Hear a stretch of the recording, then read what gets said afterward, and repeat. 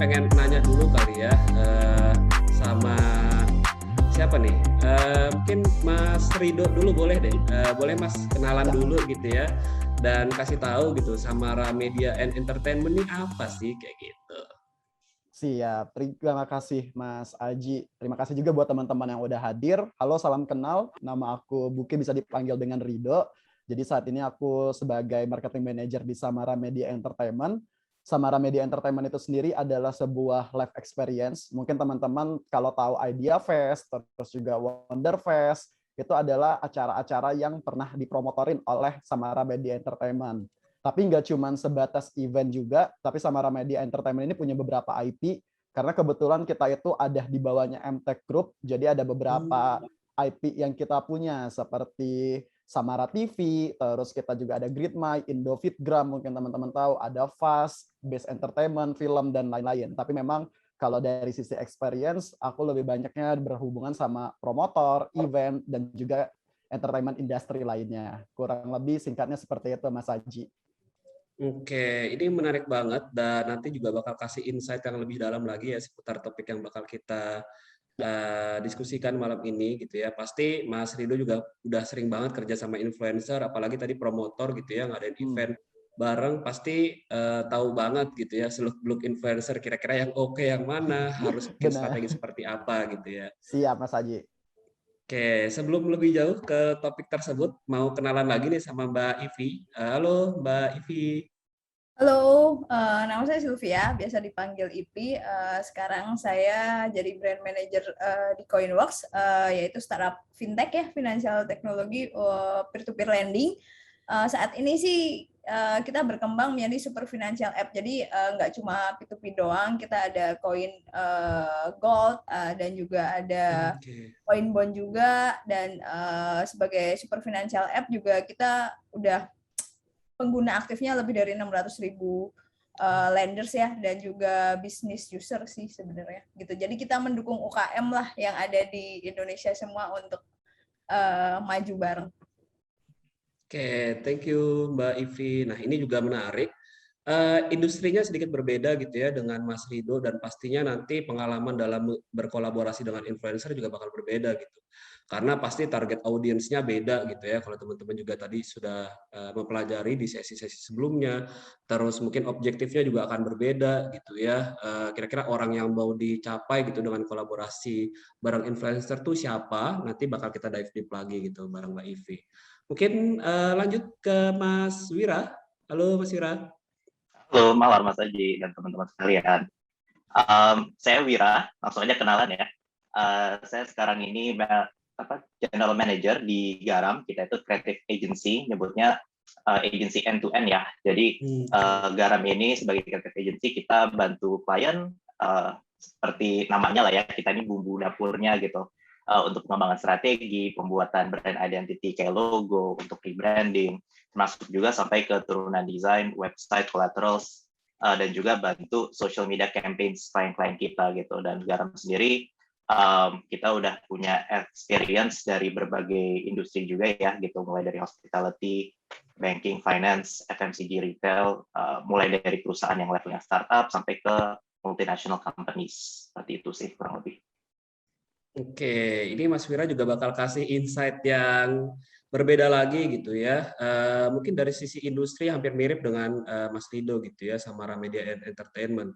Tapi nanti kita juga harus tahu gitu ya, dari pandangan Mas Wira gitu yang menangani banyak klien, kan juga harus lihat tuh antara maunya klien, kemampuan klien dan kebutuhan klien itu kan juga nanti harus menjadi acuan gitu ya dari tim Garam Kolektif atau di sini Mas Wirawan gitu ya, Mas Wira, agar bisa memilih kolaborasi yang tepat bareng influencer, khususnya untuk brand yang memang dipegang oleh Mas Wira kayak gitu. Nah, aku juga mungkin kita langsung ke pertanyaan kedua gitu. Penasaran juga nih dengan Mbak Ivi gitu ya. Coinworks P2P lending gitu dengan target audiensnya yang sangat beragam. Mungkin boleh diceritain gitu Mbak. Selama ini apakah Coinworks juga pernah mengadakan kolaborasi dengan influencers? Terus bagaimana caranya memilih gitu ya influencer yang tepat agar nantinya bisa sesuai dengan objektif dari Coinworks sendiri kayak gitu sih Mbak. Oke, pasti pernah dan sering ya, sering pakai juga. Jadi sebenarnya bagaimana sih kita mencari influencer itu? Biasanya kita lihat dulu objektifnya untuk apa dan juga segmen target marketnya kita untuk siapa. Jadi dari dua itu kita bisa tahulah kita mau pakai siapa dan akan seperti apa kontennya dan nanti target dari si KOL tersebut apa. Jadi sebenarnya secara singkat ya kayak gitu sih Mas, kita harus tahu dulu objektifnya apa, terus nanti akan segmen target pasar yang akan kita reach itu siapa, terus ya udah dari itu kita bisa bikin ide dan kontennya dan siapanya sih Mas. Tapi mungkin boleh nggak Mbak ceritain sedikit gitu ya salah satu mungkin pengalaman yang pernah sukses story lah ibaratnya yang pernah dijalani sama Coinworks gitu bareng influencer.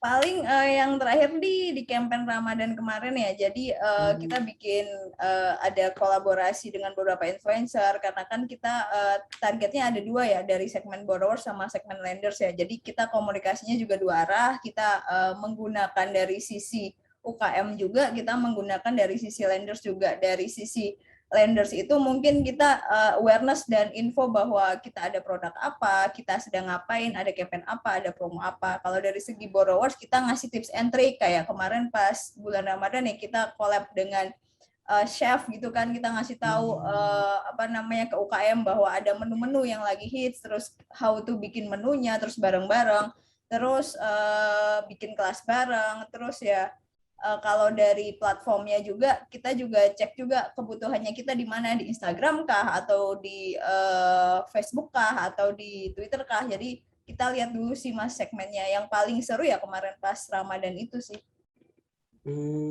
Oke. Tapi tadi kalau misalnya kayak bareng chef gitu, nanti target audiens yang sebenarnya pengen ditarget tuh siapa Mbak? Dan kira-kira kayak Di pesan yang mau disampaikan melalui di chefnya UKM tersebut. sih sebenarnya targetnya lebih banyaknya kita ke komunikasi ke borrowers ya, ke UKM kayak ada tips and trick masak itu mungkin kan sekarang bisnis F&B juga banyak ya, jadi kayak lebih ke kolaborasinya ke situ sih sebenarnya. Oke, oke, oke. Kalau mungkin kalau yang calendars ya kita bikin kelas, kita bikin IG live bareng, kolaborasinya, konten. Jadi lebih ke ngasih tahu lah financial literasi gitu sih. Jadi ada dua konten yang kita Berbeda ya. bikin, dua konten beda dengan segmen targetnya juga beda.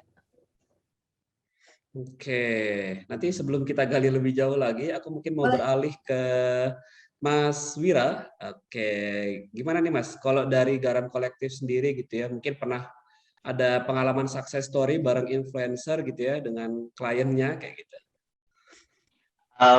Ya kita kalau Garam kebetulan kan kita bekerja dengan multiple brands ya, jadi success story-nya itu sendiri sebenarnya berbeda-beda ya, tergantung objektif dan juga ya goals-nya dari masing-masing campaign itu sendiri apa gitu.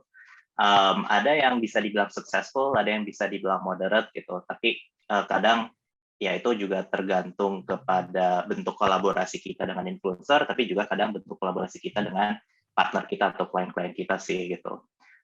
Mungkin sama seperti tadi cerita Mbak Ipi, biasanya success story kita atau yang kelihatan hasilnya itu terasa signifikan, biasanya itu pada saat peak season tuh, entah itu biasanya musim-musim festive ya, kayak Ramadan tahun lalu gitu, atau biasanya menjelang Natal dan Tahun Baru gitu. Itu biasanya aktivitas makin intens dan juga biasanya dari klien-klien itu mereka lebih mengeluarkan resources lebih untuk mempromote kegiatan-kegiatan mereka pada saat itu gitu. Tapi ya success story kita cukup beragam sih. Ada yang success story-nya itu bersifat repeat in sales atau enggak peningkatan sales dari produknya mereka. Ada yang success story-nya itu lebih kepada share of voice-nya lah gitu. Jadi dibicarakan sama orang-orang gitu. Jadi cukup beragam sih success story-nya. Oke, tapi kalau misalnya dari Mas Wira sendiri gitu ya, itu biasanya untuk objektif yang ada di set tadi itu apakah itu tergantung influencernya seperti apa atau memang nanti ada permintaan khusus dari brand gitu ya, kita maunya kayak gini kayak gitu Mas. Biasanya kita always start with objektif dari brandnya sendiri gitu. To be honest, kadang kita pernah ketemu situasi klien itu objektifnya kurang jelas, tapi biasanya yang dilakukan adalah ya kita harus kerucutkan atau tajamin bersama gitu. Karena pada akhirnya apapun yang mau kita lakukan, kalau objektif dan goals-nya nggak clear dari awal, ke belakangnya itu pasti akan ada banyak rintangan-rintangannya lah yang harus dilalui gitu. Nah, objektif itu kan biasanya kalau dari pengalaman kami ya, entah itu untuk sebuah product launch, entah itu sifatnya untuk maintaining brand awareness, atau mungkin untuk sifatnya periodik atau retensi gitu. Nah, itu biasanya sesuatu yang harus kita develop bersama sama klien gitu. Objektif itu harus set selalu apa yang ada di kebutuhan dari sisi brand owners kalau dari kami gitu. Nanti dari kami itu justru bantunya lebih bagaimana objektif itu bisa kita achieve melalui mix collaboration-nya kayak gimana gitu. Karena kan kalau kita bicara kolaborasi, kita bukan hanya membicarakan figur atau influencer atau brandnya aja kan, tapi kita harus pikirkan juga tuh nanti turunannya nih kemana aja, terus nanti ini bisa kita twistnya kemana aja nih gitu. Awal dan pada saat kita ngeluarin suatu campaign, pasti itu evolusinya akan ada aja pada saat dikeluarkan. Jadi kadang kita sebagai agency juga harus on standby ya gitu. Misalkan pada saat kita ngeluarin campaign ternyata responnya netizen kayak gini nih, responnya konsumen kayak gini terhadap campaign ini atau influencer ini, ya kita harus responsif juga sama itu gitu. Tapi objektifnya tetap sama, objektifnya tetap satu. Oke, berarti ibaratnya nggak ini ya Mas, nggak lepas tangan, udah kolaborasi, influencernya udah ngeposting konten yang dimau, terus udah selesai gitu, nggak cuma sampai di situ ya Mas, tapi juga ngeliat nih impact-nya nanti seperti apa, apakah nanti negatif dari sisi image-nya gitu ya, terus respon-responnya gitu ya Mas, yang ada di influencer tersebut terhadap brand-nya gitu ya Mas. Betul, apalagi sekarang zaman digital ya, segala sesuatu bisa berubah in an instant. Itu ini banget sih. Oke, sebelum lebih jauh, kita sekarang beralih ke Mas Rido gitu ya. Gimana nih kalau dari Mas Rido ada success story gitu ya, apalagi menjalankan event besar gitu, Idea Fest gitu ya, pasti ada kolaborasi ya Mas ya dengan influencer kayak gitu. Iya, mungkin aku cukup menambahkan tadi udah secara dasarnya udah dijelaskan juga sama Mas Wira sama Mbak Silvi, bahwasanya memang kita balik lagi tergantung objektifnya apa. Tapi mungkin yang mau aku tambahkan adalah sebenarnya balik juga ke value yang kita punya nih gitu. Kadang kita kolaborasi dengan seorang influencer, atau sebuah brand, itu kita mesti tahu value-nya. Contoh misalnya kalau di study case-nya Idea Fest sendiri, memang kita fokusnya itu ke kreatif industri. Otomatis kita mengundang, kalau dulu ada dari Bakerft ada 16 subsektor lah gitu, kreatif industri. Dan memang kita ambil itu bukan dari sekedar angka followers-nya gitu, tapi juga dari value yang mereka punya. Sebagai contoh, kita tuh juga punya ibaratnya spokesperson lah gitu, sama salah satu, mungkin kalau dibilang influencer, followersnya nggak terlalu banyak, tapi dia punya pasarnya sendiri nih gitu. Jadi contoh misalnya Mas Hadi Ismanto itu adalah founder Manual Jakarta, dia udah beberapa tahun menjadi brand trust-nya Idea Fest, yang dimana dia memang punya beberapa pengalaman yang cocok dengan apa value yang ingin dibawa sama Idea Fest. Nah, dari tahu kita value tersebut, baru kita sesuaikan dengan tadi mungkin objektif acaranya seperti apa, terus juga konten yang mau kita bawa seperti apa, sehingga message yang itu bisa disampaikan dengan baik. Jadi kadang kalau kita mengangkat success story itu nggak cuma dari sekedar kuantitinya, baik itu misalnya kalau tahu angka marketing kan pasti banyak lah gitu, berapa reach-nya gitu-gitu. Tapi di kita juga pengen tahu nih seberapa impactful sih message yang kita bawa. Jadi kalau dari kita mungkin, makanya kalau di Idea Fest sendiri kan kita kolaborasi bahkan dalam satu event tuh bisa 100 speakers gitu. Itu bukan cuma sekedar kita lihat dari followers-nya, tapi juga dari value yang mereka bawa, apakah sesuai dengan message yang ingin kita sampaikan. Seperti itu, Mas Haji. Oke, mungkin kalau misalnya aku juga mau ada pertanyaan tambahan gitu ya, balik lagi sih ke Mas Rido. Kalau misalnya tadi juga Mas Wira bilang gitu ya, sekarang kan udah serba digital gitu ya ibaratnya gitu, dan influencer pun juga sudah banyak gitu ya. Tapi sebenarnya seberapa penting sih kita harus kerjasama gitu ya dengan influencer ataupun dengan brand lainnya gitu ya di masa-masa seperti ini gitu. Apakah emang itu benar-benar berpengaruh gitu ya terhadap produk yang kita pegang nantinya, atau sebenarnya tanpa influencer pun juga sebenarnya bisa-bisa aja gitu. Kalau itu gimana Mas Rido? Oke, siap. Kalau dari aku mungkin bisa dibilang balik lagi tadi ke objektifnya. Sebenarnya apa sih fungsi dari si influencer kita gunakan sendiri? Biasanya itu kalau brand menggunakan influencer, mereka itu mencari sosok orang yang dimana mungkin kita punya sebuah brand, anggaplah brand makanan gitu. Tapi kan itu sebuah brand gitu. Dia komunikasinya selaku perusahaan. Nah, bagaimana caranya supaya memanusiakan si brand ini itu menggunakan influencer. Nah, bagaimana mencapai message-nya? Misalnya pasti kan setiap brand tuh punya tone and manner kali ya Mas gitu. Oh oke, brand yang gua pakai ini adalah brand yang keren, brand yang kekinian gitu. Otomatis kita menyuarakannya dengan influencer yang up to date, terus juga brand influencer yang memang punya value seperti itu, selalu update dengan tren fashion saat ini seperti itu.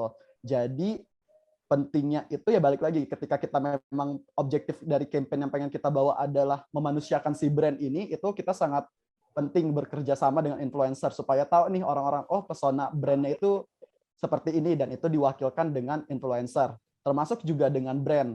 Tadi mungkin kembali lagi ke value yang kita punya. Misalnya kayak banyak kan sekarang brand-brand misalnya yang brand besar bekerja sama dengan mungkin lokal brand lah gitu. Ya, benar-benar. Ya, di situ mereka melihat misalnya mereka punya sama-sama punya isu lingkungan gitu. Nah, dari situ mereka bisa kolaborasi dan terjadilah cross promotion gitu. Mungkin kalau di apa pentingnya kolaborasi itu tadi sih ada punya cross promotion. Jadi misalnya si brand A pasti punya followers dengan audiensnya sendiri dan brand B juga punya followers dan audiensnya sendiri. Dengan adanya kolaborasi itu masing-masing followers mereka akan tahu brand lainnya gitu sih. Jadi ketika misalnya kita mau, oh kita pengen nyasar si brand ini nih gitu, karena mungkin kita terlalu mass, kita pengen yang lebih niche gitu, yang lebih indie. Nah kita akhirnya kolaborasi lah sama si community atau brand yang sesuai dengan value yang mau kita bawa gitu sih Mas Haji. Oke. Jadi gimana caranya gitu ya kita bisa mengkomunikasikan ibaratnya produk yang kita jual gitu ya untuk menyasar tadi sih target-target yang memang udah jadi audiensnya si influencer tersebut kayak gitu ya, dengan pastinya yang lebih manusiawi atau mungkin dengan gayanya masing-masing gitu ya Mas ya. Betul sekali Mas Haji. Oke, nah mungkin ke Mbak Ivi gitu. Kalau dari Mbak Ivi sendiri gimana gitu dalam perkembangan Coinworks gitu ya sampai sekarang yang sudah cukup banyak lenders dan borrowers-nya gitu. Seberapa besar sih Mbak kayak peran influencer gitu ya dalam perkembangan Coinworks sendiri gitu ya di Indonesia? Oke, balik lagi sih Mas, influencer dan KOL ya, kita sebutnya Key Opinion Leaders, itu kan salah satu tools untuk ngebantu kita bagaimana membangun suatu brand.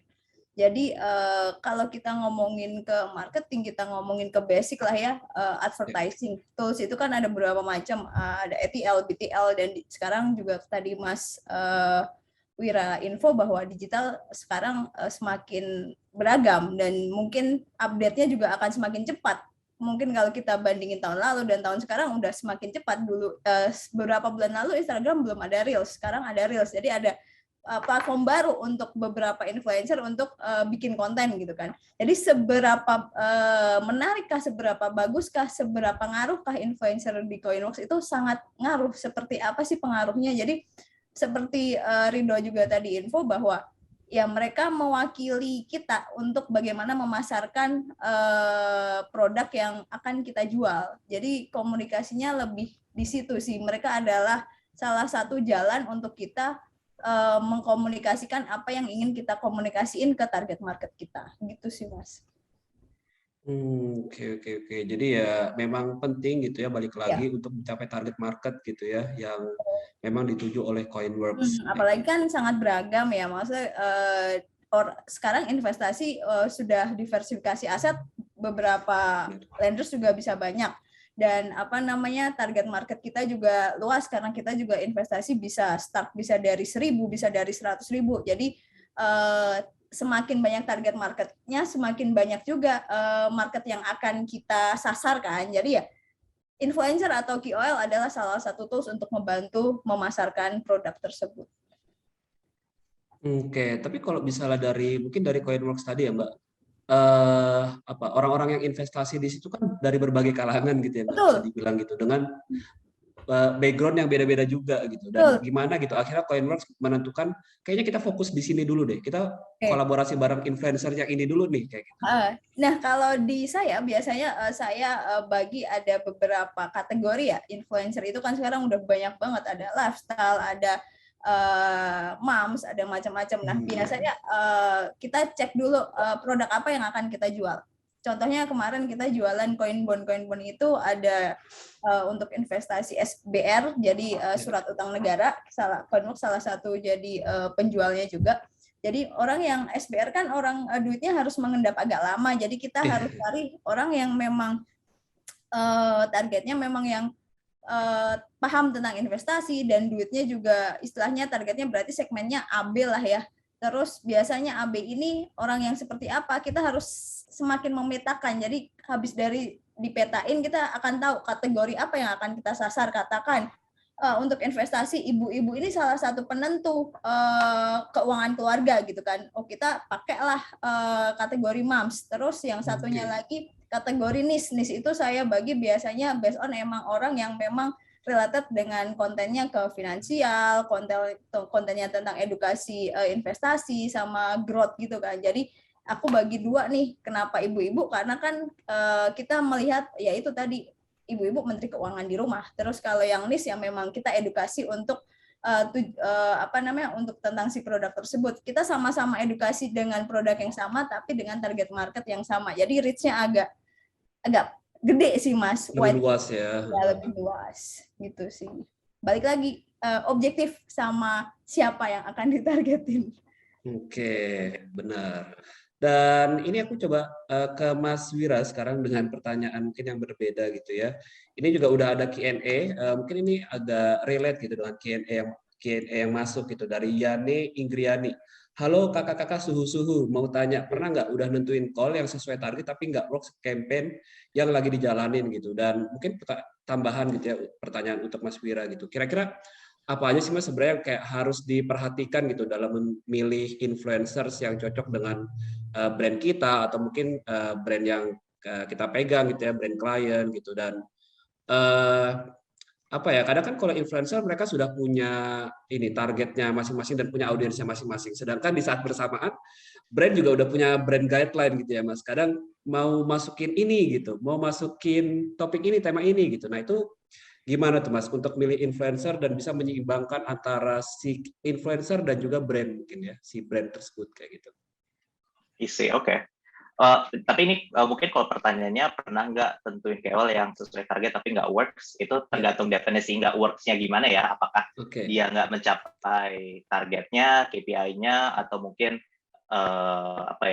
engagement rate-nya nggak bagus, ya itu tergantung ya apa yang dimaksud sama targetnya nggak sesuai. Tapi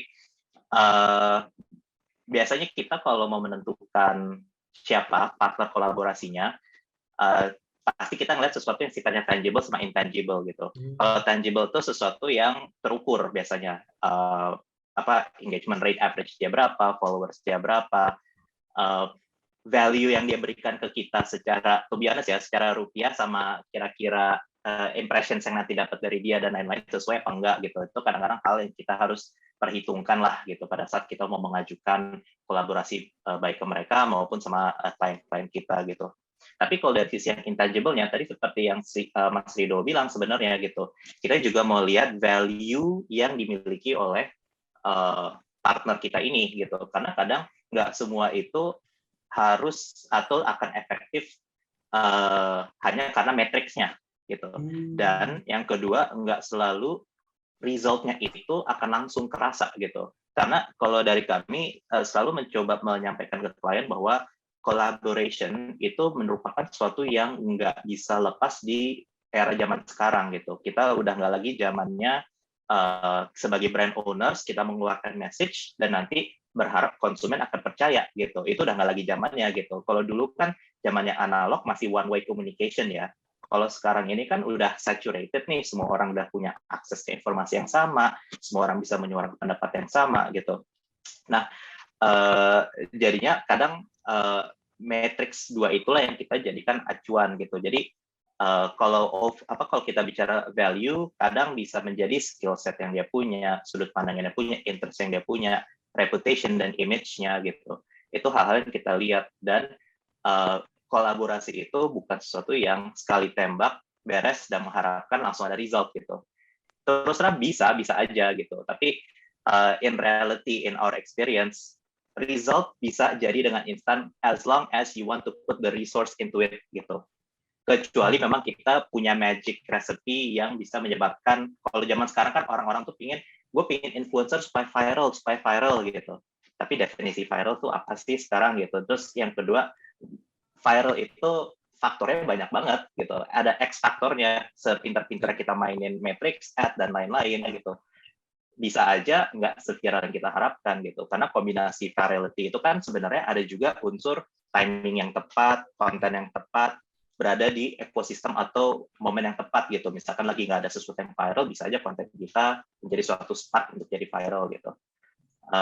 Jadi kurang lebih itu sih. Biasanya kalau nggak works, ya kita lihat juga nggak works-nya itu mungkin saat ini gitu. Contoh kemarin misalkan klien kami pada saat kita menjalankan campaign, kebetulan ini produknya baru launch di Indonesia, dia sebuah produk confectionery gitu ya. Dia baru launch di kita, kemudian setelah campaign-nya berjalan, dalam waktu 1 minggu setelah campaign-nya selesai, dia nanya, resultnya gimana mas? Gitu. Ya kita kasih lihat dong resultnya gini gitu. Jawaban kliennya, oh segitu ya mas ya gitu. Terus saya tanya, efek ke salesnya gimana mas gitu, belum terasa sih. Oh ya udah gitu, tunggu aja mas gitu. Nah kita baru dapat kabar dari mereka kemarin kalau ternyata jarak 3 minggu setelah campaign kita berakhir, baru tuh sales mereka itu tiba-tiba stok habis, mereka kesulitan untuk restocking di retail space-nya mereka gitu. Nah, dan mereka nggak ada menjalankan bentuk kegiatan promosi lain gitu. Nah, itu mungkin salah satu bentuk juga kalau impact dari kerjasama kolaborasi itu tuh mungkin nggak bisa langsung terasa terukur di saat ini gitu. Bisa jadi itu momentumnya atau efeknya itu beberapa lama kemudian. Oke. Tadi kalau misalnya Mas Wira bilang juga gitu ya, mungkin agak sulit ya Mas kalau misalnya kayak kita langsung ukur dari sales-nya secara instan gitu. Nah, kalau misalnya dari Mas Wira sendiri gitu, tadi kalau misalnya dibilang ada jangka waktunya, sebenarnya seberapa lama gitu ibaratnya kita harus menunggu kira-kira, oh ini benar-benar nih kelihatan nih ada result-nya dari si influencer ini gitu, dari kolaborasi ini kayak gitu Mas. Saya to be honest, saya nggak bisa ini sih mas. Soalnya saya pernah juga gini nih, pernah ada klien dia produk elektronik gitu ya, ngomong ke saya, ngomong ke agensi lah, kok kita habis ngejalanin program ini sama kalian, sales kita malah turun ya gitu. Nah biasanya kan kita hanya terlibat di bagian promosi atau bagian mengkomunikasikan ya, tapi klien kan punya logistik, punya operasional, punya orang sales dan lain-lain gitu. Nah sukses enggaknya produk atau penjualan mereka kan kadang tergantung sama activity lain itunya kan. Makanya mix dari ini semua itu yang akan menentukan sukses atau enggaknya sebuah campaign gitu. Nah biasanya kalau dari kita ya, kalau memang mau instan, ya udah kita ngambil matrix itu biasanya impressions atau reach atau engagement rate gitu. Itu sesuatu yang masih controllable from our side gitu. Kalau ditanya kapan kolaborasinya akan selesai, ya tergantung nanti kita mau ada berkalanya lagi nggak gitu. What's the next step after this gitu. Kalau kita ngejalanin campaign, tapi abis itu kita nggak melakukan apa-apa lagi, ya kemungkinan besar impact-nya juga nggak akan terlalu terasa gitu. Oke, berarti emang harus ada follow up-nya setelah campaign tersebut, kira-kira mau ngapain lagi nih, kayak gitu ya. Dan mungkin aku coba ke Mas Rido gitu ya, ini juga ada pertanyaan dari Rizky Gaisani. Selamat malam kakak-kakak semua, terima kasih atas sharingnya malam ini. Aku mau tanya dalam milih call gitu, lebih penting mana antara reach, jumlah followers atau jumlah reach yang banyak atau engagement rate yang tinggi gitu ya. Tadi kalau misalnya sebenarnya Mas Rido juga udah sebutin gitu dalam memilih influencer atau mungkin kolaborasi dengan brand itu banyak banget yang dilihat. Dari sisi image si influencer tersebut seperti apa, audiensnya mereka siapa gitu. Tapi mungkin tadi juga relate dengan apa yang Mas Wira bilang gitu. Untuk yang tangible metricnya gitu ya, kira-kira kita harus melihat mana nih Mas? Reach atau engagement rate gitu ya? Ya, kalau dari pengalaman saya sendiri baik di kantor yang sekarang maupun kantor yang lama, itu kita selalu berhubungan sama engagement rate sih. Jadi memang jumlah followers itu tadi balik lagi bukanlah suatu matriks utama yang kita hitung, tapi adalah engagement rate-nya. Karena kita bisa melihat bagaimana sih influencer yang kita ajak kolaborasi ini itu bisa menimbulkan conversation yang bagus gitu. Mungkin ada beberapa orang yang memang bisa menjelaskan hal tersebut dengan cara narasi yang bagus. Ibaratnya misalnya kalau kita lagi mau endorse orang nih gitu, apakah dia memang kayak ya udah dia foto sama produk udah beres gitu. Tapi ada biasanya kalau untuk memilih influencer tuh kita cukup selektif dengan bagaimana cara dia membawakannya. Dan biasa orang-orang yang membawakannya itu dengan baik itu IR-nya tinggi. Mungkin aku boleh sebut nama kali ya Mas, contoh-contohnya.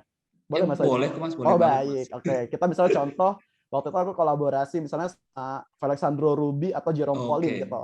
Nah, di situ kita benar-benar, kita tahu nih, oh dia benar-benar adalah tech savvy gitu. Mereka tahu menggunakan teknologi seperti apa. Jadi mereka nggak cuma foto sekedar dengan produknya, tapi bagaimana mereka meriletkan itu dengan aktivitas mereka sehari-hari gitu misalnya. Misalnya anggaplah produknya ini nih earphone gitu. Mereka tahu ya tiap hari mereka pakai earphone untuk meeting karena mereka adalah seorang profesional, sibuk gitu, content creator yang dimana mereka butuh produk yang memang bagus untuk mendukung pekerjaan mereka. Jadi ya itu tadi kita pengen membentuk narasi-narasi dari kolaborasi tersebut, nggak cuma asal sekedar posting, tapi dikaitkan dengan kehidupan mereka gitu. Jadi makanya tadi aku bilang sih kalau misalnya kita memilih kolaborasi baik itu dengan brand dan influencer, kita juga selektif nggak. Tadi kan memang ada tuh IR dan juga followers, tapi juga bagaimana cara mereka menarasikannya tersebut gitu menjadi sebuah postingan baik dalam bentuk Twitter misalnya conversation berbentuk tulisan ataupun ya seperti TikTok video itu pun juga treatmentnya pasti berbeda. Jadi kalau di saya sih kalau di antara dua itu pasti pertama kali lebih ke IR. Gitu Mas Aji. Oke Mas, berarti kalau misalnya kayak gitu apa ya, engagement rate ini kan mungkin misalnya dilihat dari likes terus percakapan yang ada di sebuah postingan tersebut gitu. Berarti nanti sebenarnya kayak ROI yang diharapkan dari kerjasama tersebut itu nantinya gimana gitu Mas? Oke, sebenarnya mungkin tadi udah cukup dijelaskan juga sama Mas Wira yang dimana ya faktor untuk sales itu sebenarnya cukup banyak. Dan di situ sebenarnya kalau kita sebagai marketing tuh biasa garda terdepannya untuk di awareness dulu nih Mas gitu. Untuk mereka akhirnya sampai beli sesuatu kan nggak cuma sampai awareness, mereka tahu produknya terus ngelihat apakah relate gitu dengan kebutuhan mereka sampai akhirnya mereka mikir-mikir mempertimbangkan harga cocok baru akhirnya beli gitu. Gampang ditemuin misalnya. Itu kan faktor-faktornya banyak. Bagaimana cara ROI-nya? Biasanya pasti pertama kali kita lihat tuh adalah dari sisi apa ya namanya? Pasti kan kita juga setiap influencer itu punya cost tersendiri lah gitu. Mereka punya rate-nya masih sendiri. Nah, dari rate itu kita coba bagi dari rate segini kita bisa dapat berapa reach nih gitu. Memang ya pastilah kalau success story pasti ada, tapi juga kadang kita juga ngelihat oh ternyata nggak cocok nih sama brand kita, ada fail case juga lah gitu yang kita pernah jalankan. Ya mungkin tadi ketika misalnya dia ya itu tadi misalnya kayak Mbak Sylvie bilang bahwa oh target kita tuh adalah ibu-ibu, tapi ketika misalnya kita ajak kolaborasi sama si ibu ini kok ternyata nggak cocok. Oh ternyata si ibu apa influencer yang kita ajak ini rupanya ibu-ibu yang lebih tua tuh gitu secara followersnya, sedangkan kita lebih pengen mengincar ibu-ibu muda. Nah mungkin dari situ akan lebih bagus lagi ketika kita bisa menemukan influencer dengan audiens yang tepat gitu sih Mas. Jadi kalau secara ROI balik lagi kita jarang sih kalau menghitungnya itu untuk sampai ke sales atau leads, tapi biasanya lebih ke sampai reach dulu, seenggaknya mereka aware nih sama produknya dan juga dekat sama keseharian mereka gitu Mas Ira. Oke. Jadi emang apa ya bisa dibilang cukup sulit gitu ya kalau misalnya harus kelihatan langsung conversion. Tadi juga Mas Wira bilang gitu ya, mengharapkan salesnya mana nih salesnya gitu ya, udah kolaborasi bareng influencer banyak-banyak tapi salesnya nggak naik gitu ya. Padahal sebenarnya banyak metrik-metrik lainnya yang bisa dilihat gitu. Kalau misalnya tadi juga di sesi sebelumnya kayak mungkin ada apa obrolan di media, terus share of voice-nya seperti apa kayak gitu ya. Nanti juga bisa dilihat kayak brand image-nya apakah ada perubahan gitu setelah kolaborasi bareng influencer yang mana kayak gitu. Itu. Nah, ini aku coba ke Mbak Ivi gitu ya. Ini juga ada pertanyaan langsung ke Mbak Sylvia dari Mas Jayadi. Saya salah satu user Coinworks sejak beberapa tahun yang lalu. Mau tanya strategi paling top share dan efisien yang mana sih Mbak dengan influencer atau kerjasama dengan brand lain menurut Coinworks? Dan mungkin kalau dari Mbak Ivi sendiri gitu ya, selama ini bersama Coinworks, kira-kira sebenarnya konten apa sih Mbak yang paling dicari gitu ya bersama influencer di era-era sekarang kayak gitu? Oke, aku jawab yang pertama dulu ya dari Mas Jayadi ya tadi ya. Oke, talk share yang mana sih dan efisien yang mana antara kerja dengan influencer atau kolaborasi sama brand lain? Nah, menurutku ini mungkin teman-teman mungkin Mas Wira atau Mas Rido nanti bisa nyaut juga. kolaborasi dengan brand lain dan kolaborasi dengan influencer adalah berkesinambungan, saling melengkapi sih menurutku. Jadi kalau dibilang works yang mana, dua-duanya saling melengkapi. Ketika kita kolaborasi dengan brand, harus ada orang yang membantu kita untuk meng-awareness-in si program kita. Jika kita tidak ada program, gimana influencer akan jalan gitu sih. Menurut saya saling melengkapi, karena saling ngebantu, saling melengkapi, ya simbiosis mutualisme sih sebenarnya dari antara kolaborasi brand dan kolaborasi dengan influencer. Karena ya tadi mungkin Mas Wira sempat bilang taunya kolaborasi lah sekarang ini, jadi kita nggak bisa apa-apa sendiri sih, aku bilangnya gitu. Oke, terus yang kedua, sorry Mas, bisa diulang Mas Aji yang kedua? Oke, mungkin lebih ke tadi sih. Kalau sekarang ini konten-konten kolaborasi apa yang paling works kayak gitu ya, khususnya di era-era sekarang gitu. Apalagi sekarang di dunia digital, media sosial yang dipakai juga udah semakin banyak gitu ya, apalagi TikTok, Instagram, nggak cuma buat foto doang, sekarang nambah reels lagi kayak gitu. Konten yang paling dicari saat ini dengan target market kita sih sebenarnya lebih ke edukasi ya, financial literasi, karena kan sekarang tuh banyak banget ya jenis investasi yang ada di kita ya. Jadi semacam ya mungkin kalau kita tahu mungkin kalau produk lain ada kripto, ada saham dan lain-lain. Kalau di Coinworks sendiri kan memang ada P2P, ada emas, ada koin robo dan ada koin bond. Jadi balik lagi yang dicari di Coinworks adalah yang edukasi sih Mas sebenarnya. Karena kan semua investasi itu kan berisiko ya. Jadi kita menginformasikan edukasi yang harus ditahuin oleh si target market kita sih. Jadi kan edukasi kan sekarang macam-macam ya. Kalau di TikTok lebih enak dengan target market yang muda gitu kan. Jadi kita bikin videonya lebih enteng, kontennya lebih enteng, microblog di feed juga bisa. Jadi macam-macam sih platformnya yang bisa kita pakai. Gitu. Oke, jadi tadi gitu ya, dengan kolaborasi bareng influencer bisa mengedukasi audiens mereka gitu ya, yang nantinya mungkin istilahnya kayak soft selling dulu gitu. Iya. Misalnya kayak P2P itu apa, terus pentingnya investasi seperti apa, baru nanti bisa masuk tuh ya, kenalin Coinworks kayak gitu ya, punya produk ini yang bisa dibutuhkan. Kurang lebih gitu kali ya Mbak Ivi.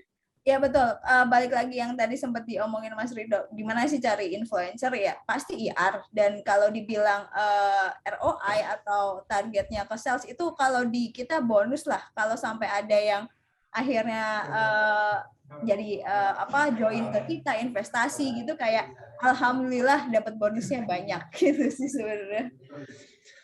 Tapi kalau misalnya dari pengalaman Mbak Ivi sendiri gitu ya, pun KOL atau influencer pun juga istilahnya ada di segmen yang berbeda-beda gitu ya. Selain tadi mereka punya isu yang berbeda-beda gitu ya, itu juga nanti ada yang mikro, ada yang makro gitu ya. Nanti ada yang levelnya lebih kecil lagi. Nah itu kalau dari pengalaman Mbak Ivi sebenarnya yang paling works itu seperti apa? Atau jangan-jangan di setiap mikro makro itu ada objektifnya masing-masing gitu yang harus kita bawa? Yes, betul Mas Aji, ada objektifnya masing-masing. Seperti kalau hanya untuk awareness dan cuma tentang produk aja, kita bisa lah pakai mikro, kita banyakin. Kalau seumpama kita mau launching produk baru gitu, berarti harus kita mix antara makro, mega, mikro gitu kan. Kalau mau kita punya, balik lagi ke objektif dan konten yang akan kita share itu apa sih. Apalagi sekarang tuh sangat banyak ya jenis KOL, kategori, dan juga kayak umpamanya produknya yang mungkin aku bilang yang katakan nih contoh ya kayak skincare yang sekarang banyak banget gitu kan, itu kan hampir semua KOL jadi menginfluence dan kontennya sama kan. Kalau aku boleh sebut ya mungkin kayak Scarlet Whitening gitu ya, itu kan hampir semua KOL dipakai gitu sama si produk tersebut, jadi ngebantu banget itu si awareness-nya kan. Jadi mereka benar-benar pakai mikro, makro, mega, semuanya lah. Yang mikro juga semua kategori dia pakai juga kan. Jadi itu salah satu mungkin kalau dibilang contoh yang semua dipakai KOL ya, itu salah satu produknya kali ya. Oke. Kayaknya sekarang kalau misalnya di platform TikTok tuh juga ada salah satu peralatan masak gitu ya yang cukup gencar menggunakan influencer dari segala level kayak gitu. Iya. Dan mungkin mau balik juga nih ke Mas Rido. Ini ada pertanyaan dari Linggar Adining Tias. tadi kalau misalnya kita juga sudah berkolaborasi kayak gitu ya dengan para influencer, brand gitu. Kalau misalnya tadi di case-nya Mas Rido adalah sebagai apa ya, pembicara gitu ya dalam event. Hmm. Terus gimana gitu cara mengukur kualitas event tersebut, apalagi kalau misalnya sudah kolaborasi dengan brand atau misalnya influencer lain. Dan tadi juga sempat disebut nggak cuma diukur dari kuantiti, tapi dari kualitas message-nya sampai ke audiens atau enggak. Dan akhirnya gimana nih cara mengukur kualitas event tadi gitu? Apakah ada metrik khusus gitu yang Mas Rido gunakan gitu ya? Ya, oke. Kalau untuk produknya event, mungkin aku bisa bilang bahwa kalau bagaimana cara menghitung quantity kan itu banyak ada social media management tools, tapi kalau untuk quality biasa kita melakukan dengan pendekatan yang lebih mendalam, seperti interview langsung. Apa sih yang membuat kalian tuh tertarik ikutan acara ini gitu? Apakah dari sisi speakers-nya, apakah dari sisi message-nya, atau ya udah kalian emang cuma sekedar ikut karena teman kalian ngajak. Nah, itu biasa kita juga cari insight itu sampai sedalam itu untuk event. Karena kan sebenarnya event itu jualannya adalah experience. Pastinya ya ketika kita berbicara tentang event online, pasti berbeda experience-nya dengan pada saat dulu di offline. Nah, ketika di offline kita bisa lihat, oh apa sih konten yang paling kalian senangi? Oh ternyata ada yang memang orang ngincernya karena booth-nya gitu. Karena dia lihat ada tenan ini ada di sini gitu. Bisa juga kayak gitu.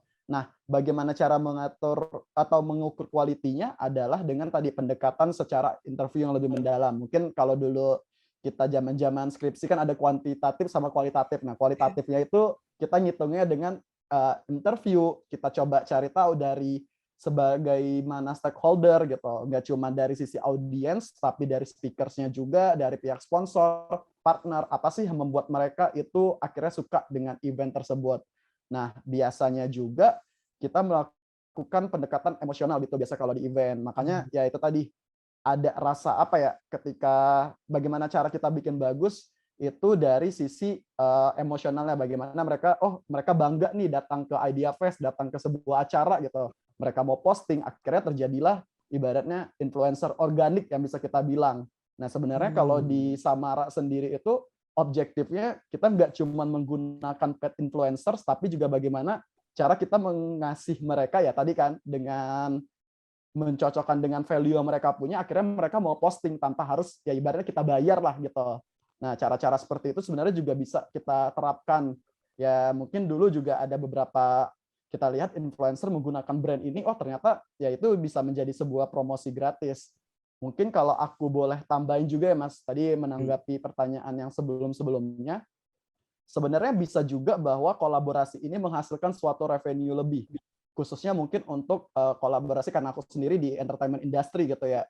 Bisa dibilang ada contoh kita kasih kasus kolaborasinya Depan Turas. Depan Turas itu sebuah band selancar gitu-gitu, punya masanya sendiri. Mereka kerja sama Sage Footwear-nya punya Dr. Tirta. Itu sepatu sama musik gitu. Nah, dibanding kita ibaratnya ngebayar si Depan Turas untuk mereka posting menggunakan sepatu itu, udah kita kolaborasi, kita bagi hasil. Itu sebenarnya juga bisa, mungkin khususnya untuk brand-brand lokal, terus juga ya itu tadi, sekarang kan juga musisi pada kehilangan revenue untuk di bagian konser, ya mereka bisa membangun kolaborasi dengan ya itu tadi, bahkan Iga Masardi itu vokalisnya Bara Suara, dia kolaborasi sama bakmi sejuk, makanan sama band, dan itu secara exposure dapat tuh. Maksudnya saya sendiri secara target audiensnya Mas Iga pun, oh ada ya nama bakmi sejuk gitu, saya pun terpapar gitu. Dan itu mungkin salah satu case kolaborasi yang nggak cuma dari sisi awareness, tapi juga bisa sampai menghasilkan revenue di dalam situ. Gitu, Mas Aji. Oke, ini buat aku sendiri sih ini cukup mind blowing gitu ya. Maksudnya banyak metrik-metrik yang mungkin bisa dibilang intangible gitu ya, nggak bisa kelihatan secara kuantiti gitu, tapi memang secara experience benar-benar ngasih pengalaman yang beda gitu ya. Kalau misalnya dari sisi event mungkin ada kebanggaan dari peserta, oh aku datang nih ke eventnya ini gitu ya, ke speakernya ini, atau mungkin tadi kolaborasi brand makanan dengan Iga Masardi gitu, wah nih harus nyobain gitu ya, brand ambassador-nya Iga Masardi kayak gitu. Dan terus ini mungkin ya, sekarang kan juga banyak UMKM brand lokal gitu ya, yang ya beberapa juga sudah banyak bekerja sama dengan brand-brand besar lainnya. Mungkin ini ke Mas Wira gitu ya, ini menyambung dengan pertanyaan dari Ivana Aurelia gitu ya. Hal-hal apa saja yang nantinya kita perlu perhatikan dan dipersiapkan dalam bisnis kita sebelum mengajukan kerjasama. Kalau untuk bekerja sama dengan brand lain, biasanya mutualisme apa yang ingin dicapai dan bisa dalam bentuk apa saja gitu ya. Mungkin begini Mas, di sini mungkin ada teman-teman UMKM dan mungkin ada teman-teman yang sudah memiliki brand gitu. Namun secara apa ya, size-nya belum terlalu besar. Nah, gimana caranya kita juga bisa punya apa value gitu ya yang lebih besar untuk bekerja sama dengan brand-brand lainnya gitu Mas Fira. Oke, biasanya sih kalau kita mau ngajak orang lain untuk kerjasama, mungkin hal pertama yang saya bisa sarankan adalah jangan mendekatkan diri ke calon partner kita tanpa memiliki sebuah rencana setidaknya gitu. Rencana itu bisa punya objektif dan juga bisa punya konsep besar gitu. Lebih bagus lagi kalau sudah punya detailnya ya gitu. Mungkin sudah punya perhitungan, sudah punya teknisnya nanti kayak gimana gitu. Tapi at least kalau mau mempersiapkan kerjasama dengan sebuah pihak gitu, selalu punya plan. Karena seringkali banyak yang approach kita juga gitu ya, nanya, Mas mau kolaborasi nggak gitu, mau kerjasama nggak? Ayo boleh apa gitu. Nah itu mungkin kita bisa obrolin dulu gitu. Nah kalau udah kayak gitu biasanya saya kayak nggak jelas gitu jadinya antara saya lose interest, meragukan atau enggak justru takutnya ini jadinya buang-buang waktu juga gitu. So it's always good to come with a plan gitu. Plan tuh kadang nggak harus sesuatu yang elaboratif, tapi cukup menggambarkan objektif, visi misi kita, grand idea-nya apa, sama what you want to achieve. Itu sih. Sometimes ideas itu nggak harus selalu yang achieve-nya itu saya akan bawa puluhan juta orang untuk bisa menjadi follower, saya akan membawakan revenue sekian gitu. Sometimes di goal bisa aja sesuatu yang intangible, balik lagi tadi ya gitu. Jadi itu mungkin sesuatu yang harus disiapkan. Nah, bentuk kolaborasinya apa itu macam-macam gitu. Dan tadi seperti yang Mas Rido juga sampaikan gitu bahwa collaboration itu kadang bukan hanya mengenai konten atau mengenai engagement rate dan lain-lain gitu. Kadang kolaborasi itu juga bisa menjadi source of revenue buat kedua belah pihak gitu. Tergantung skema apa yang mau ditawarkan. Kan kalau kolaborasi itu kalau dari pengetahuan saya gitu, mungkin Mbak Iki sama Mas Rido juga kalau ada skema lain please feel free to add juga gitu. Tapi sekarang kayak ada co-branding, kadang ada paid collaboration. Kalau paid collaboration ya artinya kita yang membayar orang tersebut gitu ya, untuk berkolaborasi gitu. Ada juga yang revenue sharing gitu, dan skemanya bisa macam-macam. Bisa juga mungkin mereka nggak harus terlibat di production cost, tapi nanti seluruh kegiatan marketing dan promosinya diambil alih deh sama partner kita gitu. Kita ngelihat resource dan kapasitas dan strength masing-masing partner kita apa. Jadi pada saat kita mau kerjasama, kita tahu yang kita expect dari mereka apa, tapi kita juga tahu what can we bring to the table gitu, yang bisa kita tawarin ke mereka apa. Mungkin kita nggak selalu bisa menawarkan resource atau capital gitu ya, tapi mungkin kita bisa menawarkan value, kita bisa menawarkan idea, kita bisa menawarkan tim yang untuk mensupport gitu. Sometimes those kind of collaborations can work juga sih. Oke, jadi ya mungkin kalau misalnya tadi aku pertanyaannya juga lebih banyak seputar konten, tapi sebenarnya kolaborasi dengan brand atau influencer itu banyak bentuknya gitu ya, dan objektifnya juga banyak, nggak cuma kayak kita paid ke influencernya untuk mereka ini tolong promosiin kopi atau misalnya produk kita gitu, tapi ternyata tadi entah misalnya dalam bentuk brand ambassador atau misalnya nanti collaboration gitu ya. Bikin produk baru dengan nama influencer tersebut kayak gitu itu juga possible berarti ya Mas. Betul, dan to be honest mungkin kadang yang sering saya sampaikan ke teman-teman UKM gitu ya, kalau kita bicara kolaborasi kadang berpikirnya itu besar gitu, kayak kolaborasi pingin dengan orang ternama, pingin berkolaborasi dengan sebuah figur atau orang yang sudah punya followers banyak gitu. Tapi kadang kolaborasi itu kan bisa dengan kita, dengan teman terdekat kita, dengan tetangga kita gitu. Okay. And sometimes the best collaboration work adalah kalau itu terasa paling otentik gitu. Contoh misalkan kita ada klien bergerak di bidang FMCG, mereka kebetulan punya makanan kemasan gitu ya. Kolaborasi mereka itu jarang banget sama influencer-influencer yang punya followers mega dan ke atasnya gitu ya. Mega udah paling atas ya. Ya, nah, makro dan mega ke atas gitu ya. Tapi kolaborasi mereka justru dengan ibu-ibu, dengan bikin arisan, dengan bikin komunitas gitu. Kadang kolaborasi seperti itu juga bisa dilakukan kan. Jadi sometimes yang bikin orang itu ragu untuk bergerak atau memikirkan kolaborasi susah ya mungkin karena berpikirannya kolaborasi itu bakal mau yang besar gitu. Sometimes the smallest collaboration ternyata will bring the best results untuk kita saat itu juga. Oke, jadi ya sebenarnya kita bisa fokus ke word of mouth yang ada di sekeliling kita gitu ya, orang-orang terdekat. Jadi tadi ya bisa lebih organik gitu. Nah, Iya. mungkin ke Mbak Ivi gitu ya. Tadi seputar organik juga nih. Gimana akhirnya kita bisa mengemas sebuah pesan gitu ya, yang kita kerjasamakan dengan seorang influencer atau sebuah brand lainnya, terasa organik gitu Mbak, untuk audiens mereka. Karena ini sulit banget gitu ya. Kadang kita pengennya fokusnya ya harus ada kata-kata ini gitu, ada ini nih. Nah, gimana gitu biar bisa. Iya. Sekarang kan orang juga udah ngejudge ya, tahu ya kalau ini mah cuma jualan, ini mah KOL, ini mah influencer. Jadi kita juga harus belajar, pokoknya setiap kita pakai KOL, setiap kita campaign lah, kita selalu ada matrix, ada report. Jadi kita akan ada bayangan lah ya harus ngapain next step-nya dan seperti apa. Nah, belajar dari pengalaman dan based on dari si report tersebut, bagaimana kita mengemas konten juga organik itu seperti apa. Jadi ya biasanya aku sih kalau umpamanya pakai KOL atau dari segi konten dan segi KOL, biasanya aku pakainya long term. Long term itu gimana? Jadi kayak kita akan pakai KOL itu selama berapa bulan gitu. Kalau based on dari reportnya bagus ya. Jadi katakan bulan ini aku pakai 10 atau 15 gitu ya si KOL. Terus dari itu kan kita akan ada hasil reportnya. Dari hasil report kita akan tahu kan engagement-nya, reach-nya, atau conversation-nya yang bagus. Nah, yang dari bagus-bagus itu aku akan pakai lagi di bulan depannya, pakai lagi di bulan depannya. Jadi dari kontennya kelihatan kalau itu organik dan nggak yang jualan banget lah. Jadi aku pasti akan soft sell dan hard sell juga. Dari segi kontennya biasanya aku paketan juga kayak kalau di feed ya kita pakai microblog, kalau di IGS ya bikin yang 4 atau 5 IGS gitu. Jadi biar ada story-nya juga untuk mengemas si konten tersebut. Karena kan kalau dari Coinverse kan agak lumayan heavy ya konten yang biasa akan kita share ya.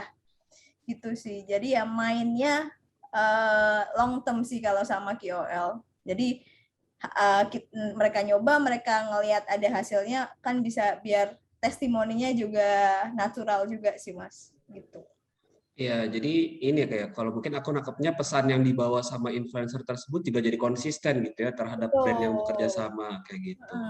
Karena kan biasanya kalau yang melihat beberapa kali juga ini ngomong influencer kan udah dari 10-11 tahun lalu ya, dari zaman platform cuma Twitter, terus Facebook, baru ada Instagram, dan kemudian ada TikTok gitu kan.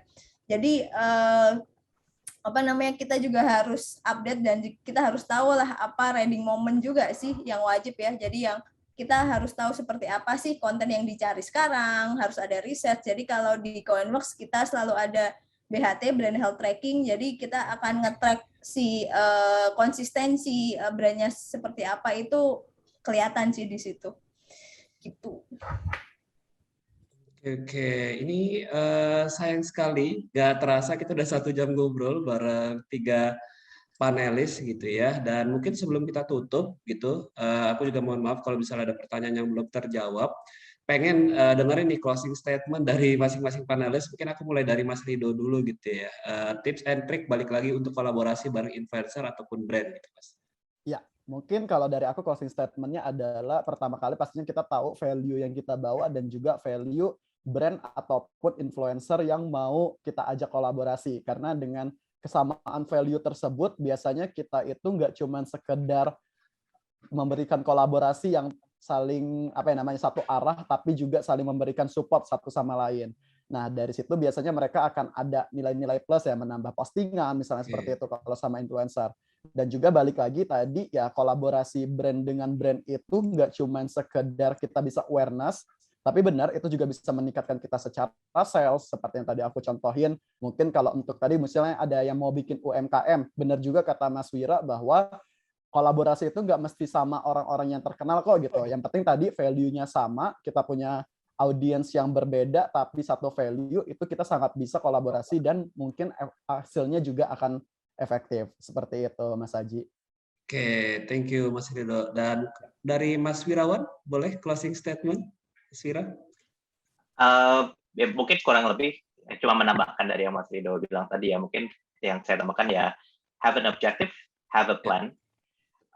Kemudian ya memang kalau kita bicara kolaborasi, emang ini sih sebaik-baiknya karena planning it does involve experimenting sih. Jadi ya cobain aja dulu gitu. Kolaborasi itu jangan limitasi hanya dengan party tertentu gitu. Selama punya value yang sama, dia punya tangible dan intangible, nilai-nilai tangible dan intangible yang cocok sama kita coba aja dulu gitu. And then ya do it and quickly learn gitu. Kalau misalkan hasilnya belum sesuai dengan apa yang diharapkan gitu.